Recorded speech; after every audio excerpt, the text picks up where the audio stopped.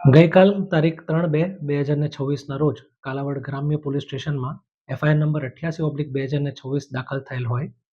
જેમાં જે ફરિયાદી છે કુલદીપભાઈ ગોરધનભાઈ કોઠિયા અને તેની સાથે અન્ય સહાયક ખેડૂતો એમનો એવો આરોપ છે કે જે આ કામેના આરોપી છે તેમણે ફરિયાદી તથા સહાયક ખેડૂતોના ખેત પેદાશનો માલ ખરીદી કરીને તે માલને પોતાના વિશ્વાસમાં પૈસા આપવા માટે કહીને માલ લઈ લીધો હોય, પરંતુ પૈસાનું પેમેન્ટ કરેલ ના હોય, જેમાં કુલ માલમાં મગફળી 6073.8 મણ, જેની કિંમત ₹84,92,204, તેમજ તલ 112 મણ, જેની કિંમત ₹5,80,397, તેમજ સફેદ ચણા 374 મણ, જેની કિંમત ₹6,25,000, એમ ત્રણે મળીને